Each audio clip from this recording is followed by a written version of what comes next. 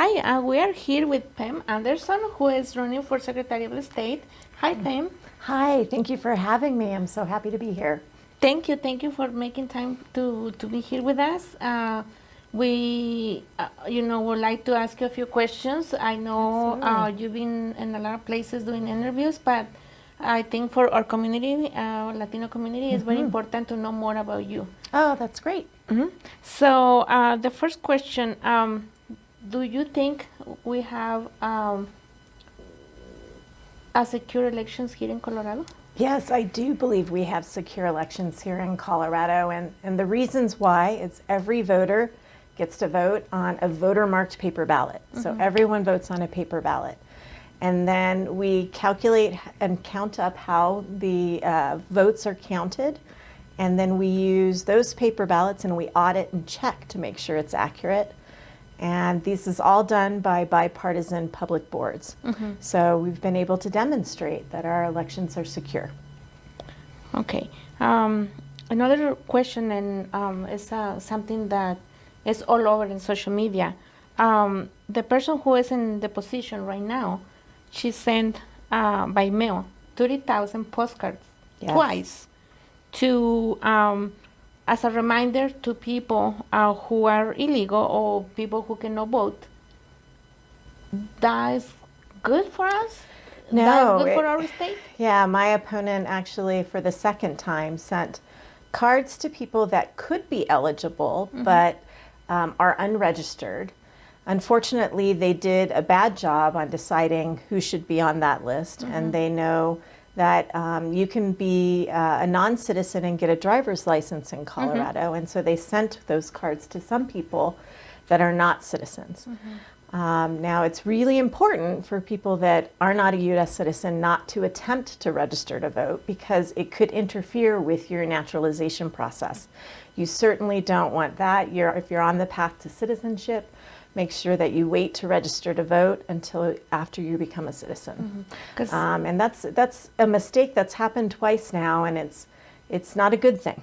It's not a good thing. That can confuse people who are in the process to become a U.S. citizen. Absolutely, it's confusing. It's something we don't want to see. I think it's happened because my opponent, the current secretary, has a hard time keeping people to work for her.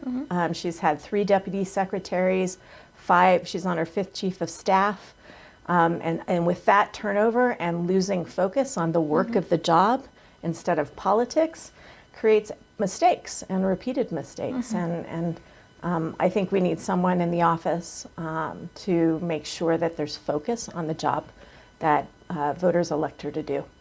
If you get elected, how do you fix those issues? Yeah, well, mistakes can happen. As an election official, we had a postcard air not for non-citizens, but after an election, on my 5th day after getting elected. First, you have to take responsibility for it.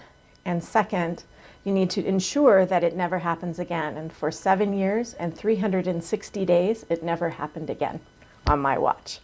And so I think you need to be able to manage and lead an agency and an organization with good leadership skills. I'm a business owner. My husband and I are business owners, and that's my background and experience. How about the dead people? Yeah, how many?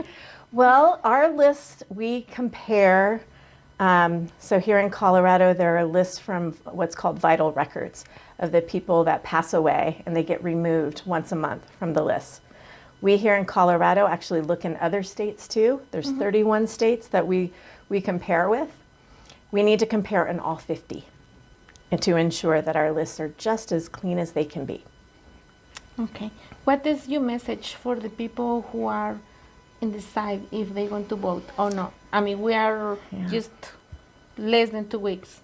Yeah, less than 2 weeks. It couldn't be more important to vote this year. I think we've learned with offices like Secretary of State how important it is to have a professional with background and experience that isn't going to be partisan, that isn't going to be political, but is going to be extremely competent in the job. And that's what I would bring. I've been an election official for almost 20 years. From Jefferson County, I was the clerk and recorder. I've been recognized nationally as an expert. I was on the cover of Time magazine this month as a defender of democracy.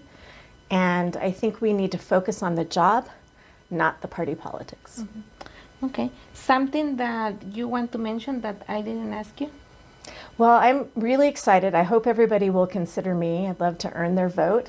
I also hope that everyone votes. It couldn't be easier in Colorado. You get your ballot at home or you can go to a vote center. If you vote, you can drop it off at drop boxes. And you can't drop it off past 7 o'clock on November 8th, Tuesday, November 8th, or it'll be too late. So if you're decided, make sure you get that ballot in. Okay. Well, November 8th is a big day. And remember, we need to vote. We absolutely need to vote. Thank you. Thank you.